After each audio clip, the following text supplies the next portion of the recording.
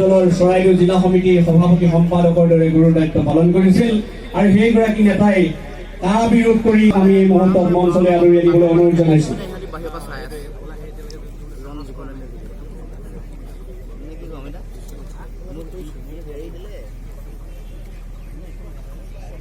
আমি বিনোদ বৰুৱা ডাঙৰীয়াক মঞ্চলৈ আদৰি দিবলৈ অনুৰোধ জনাইছো। কেইবাখনো মানে বহু সংখ্যক ৰাজহুৱা সভা আপুনি কৰিছে, আপোনাৰ স্থিতি কেনেকুৱা এই মুহূৰ্তত? দলটোৰ স্থিতি কেনেকুৱা? দলটোৰ স্থিতি, ৰাইজৰ উপস্থিতিয়ে দলৰ স্থিতি প্ৰমাণ কৰিছে। ভেটি মানুহৰ আগত কি স্তৰত আছে, মানুহৰ উপস্থিতি, মানুহৰ উৎসাহ উদ্দীপনা, এইটো ইতিমধ্যে প্ৰমাণ কৰিছে। আৰু ইতিমধ্যে এই কথা প্ৰমাণ হৈ গ'ল যে এইবাৰ ৰাইজে জাতীয়তাবাদৰ পক্ষত থাকিব। ৰাইজে এইবাৰ ভোট দিব অতদিনে চলাই থকা চৰকাৰৰ অপশাসন, জাতীয় প্ৰশ্নত আপোচ, সাম্প্ৰদায়িকতাৰ ৰাজনীতিৰ বিৰুদ্ধে, দুৰ্নীতি ভ্ৰষ্টাচাৰৰ বিৰুদ্ধে এবাৰ ভোট দিব। এইবাৰ অসমৰ ৰাইজে জাতীয়তাবাদৰ পক্ষত, এখন ভাল অসমৰ স্বাৰ্থত, য'ত অসমৰ ৰাজনৈতিক ভৱিষ্যত সুৰক্ষিত হয়, অসমৰ মানুহৰ হাতত নিজৰ মাটি ভেটি সুৰক্ষিত কৰিব পৰা অধিকাৰ থাকে, জাতীয় প্ৰশ্নত আপোচ নকৰা, স্বাভিমানী, দিল্লীৰ চকুত হৈ কথা ক'ব পৰা আৰু অধিকাৰ আজুৰি আনিব পৰা ধৰণৰ জনপ্ৰতিনিধি প্ৰেৰণ কৰা বা তেনেকুৱা ধাৰাৰ ব্যক্তিক এবাৰ ৰাইজে দিছপুৰলৈ পঠাব। এবাৰ তেওঁলোকৰ পক্ষত ভোট দিব। এই কথা ইতিমধ্যে মানুহৰ উপস্থিতিয়ে বা মানুহৰ মনৰ চিন্তাই এই কথা প্ৰমাণ কৰিছে। আৰু আমি ভাবোঁ যে সমগ্ৰ অসমৰ ৰাইজৰ সহায় সহযোগিতাত, জনতাৰ সমৰ্থনত অসমত এখন জাতীয় চৰকাৰ হ'ব, এখন জাতীয়তাবাদী চৰকাৰ হ'ব আৰু ইয়াৰ নেতৃত্ব অসম জাতীয় পৰিষদে। কংগ্ৰেছে কৈছে মা কামাখ্যাৰ আশীৰ্বাদ তেখেতলোকৰ ওপৰত আছে আৰু 101+ লৈ তেখেতলোকে ঘোষণাই কৰি দিছে। কি ক'ব? চাওক, গণতন্ত্ৰত ৰাইজৰ আশীৰ্বাদৰ অত্যন্ত প্ৰয়োজন। ৰাইজে য'ত ৰজা, ৰাইজৰ পূজা অৰ্চনাই গণতন্ত্ৰত মূল কথা।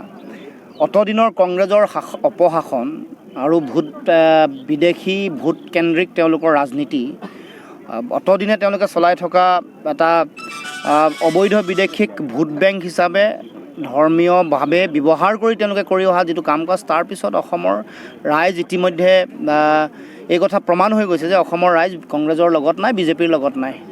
BTADৰ নিৰ্বাচন, তিৱা স্বায়ত্তশাসিত পৰিষদৰ নিৰ্বাচনত অসমৰ ৰাইজ কাৰ পক্ষত আছে দেখা পালে। আৰু সেইকাৰণে আমি কৈছোঁ যে কংগ্ৰেছক ভোট দি ভোট নষ্ট নকৰিব।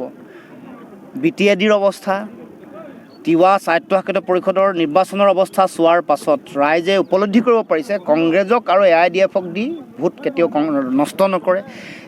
বিহাৰৰ নিৰ্বাচনৰ প্ৰেক্ষাপট দেখিলে। সেইকাৰণে ভোট নষ্ট এবাৰ ৰাইজে নকৰে। এবাৰ ৰাইজে এই সাম্প্ৰদায়িক জাতিদ্ৰোহী আইন অনা বিজেপিৰ বিৰুদ্ধে ভোট দিব, জাতীয়তাবাদৰ পক্ষত ভোট দিব। আৰু কংগ্ৰেছৰ ভোট দি কোনোবা যদি জয়যুক্তও কৰে, সি ৰাতিৰ ভিতৰতে কিনি লৈ যাব। কাৰণ এই যিটো BTAD নিৰ্বাচনৰ ৰাতিৰ ভিতৰত তেওঁলোকৰ এগৰাকী মেম্বাৰ কিনি লৈ গ'ল। গতিকে অসমৰ ৰাইজে এইবাৰ কাৰ পক্ষত থাকিব লাগিব, সেই ক্ষেত্ৰত তেওঁলোক স্পষ্ট, দৃঢ়। আৰু কোনো ধৰণৰ প্ৰলোভনৰ ৰাজনীতিয়ে, বিভাজনৰ ৰাজনীতিয়ে জনতাৰ চিন্তা আৰু ৰাজনৈতিক যিটো মানুহৰ যিটো ভৱিষ্যত নিৰ্ণয় কৰা তেওঁলোকৰ যিটো ধাৰণা তাক কেতিয়াও বাধা দিব নোৱাৰে। কিন্তু এআৰডিএফে কৈছে আপোনালোকে মাত্ৰ 5টা বা 6টাহে চিট পাব। ৰাইজে ভোট দিব, ৰাইজে কোনোবাই ক'লে সেইটো হৈ নাযায়। ভোট দিব ৰাইজে, জনতাই ঠিক কৰিব অসমৰ ৰাজনৈতিক ভৱিষ্যত কি হ'ব, কাৰ হাতত নেতৃত্ব দিব, ৰাইজে ঠিক কৰিব। হিমন্ত বিশ্ব শৰ্মাই যিটো ক্লজ 6ক লৈ এটা কৈছে যে ক্লজ 6খনৰ এটা প্ৰতিবেদন যিটো হয় সেইটো চান্দাৰ লগত তুলনা কৰিছে, কি ক'ব আপুনি? নহয়, সেইটোৱে তেওঁৰ মানসিকতা। যাৰ মানসিকতা যেনেকুৱা বক্তব্য তেনেকুৱা হ'ব। য'ত শ্বহীদৰ কেঁচা তেজ জড়িত হৈ আছে, শ্বহীদসকলৰ ওপৰত অপমান কৰিবৰ কাৰণে তাতকৈ আৰু বেলেগ বাক্য নালাগে। শ্বহীদসকলক অপমান কৰিছে। অসমৰ জাতীয় বীৰ শ্বহীদসকলৰ প্ৰতি অপমানসূচক, অৱজ্ঞাসূচক মন্তব্য। 860জনতকৈ বেছি শ্বহীদৰ ত্যাগৰ বিনিময়ত অসম চুক্তি হৈছিল। তাত অসম চুক্তিৰ 6 নম্বৰ দফা আছে। তাত অসমৰ জনগণৰ সাংবিধানিক, বিধায়নী আৰু প্ৰশাসনীয় ৰক্ষণাবেক্ষণৰ সংৰক্ষণৰ কথা আছে। তাত সাংবিধানিক ৰক্ষা কৱচ কেন্দ্ৰই দিয়ে, প্ৰশাসনিক আৰু বিধায়নী ৰক্ষা কৱচ অসম চৰকাৰে দিব পৰা অধিকাৰ আছে। চৰকাৰে দিব পৰা নাই। ভাষা সুৰক্ষিত কৰিব পৰা নাই, অসমীয়া ভাষা বাধ্যতামূলক কৰিব পৰা নাই, মাটিৰ অধিকাৰ সুৰক্ষিত কৰিব পৰা নাই, আমাৰ ভাষা কৃষ্টি সংস্কৃতি সুৰক্ষিত কৰিব পৰা নাই, স্থানীয় নিকায় নিগম এইবোৰ ৰক্ষণাবেক্ষণৰ ব্যৱস্থা চৰকাৰে কৰিব পৰা নাই, বিজেপি চৰকাৰে কৰিব পৰা নাই। নিজৰ বিফলতা ঢাকিবৰ কাৰণে যিকোনো ধৰণৰ মন্তব্য আগবঢ়াইছে।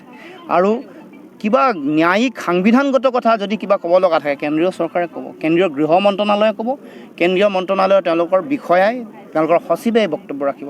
তেওঁ এনেকুৱা ধৰণৰ মন্তব্য মই ভাবোঁ যে সাংবিধানিক আৰু ন্যায়িক কথা তেওঁ নৰখাই ভাল, কাৰণ 3গৰাকী মহাধিবক্তা তাত আছে।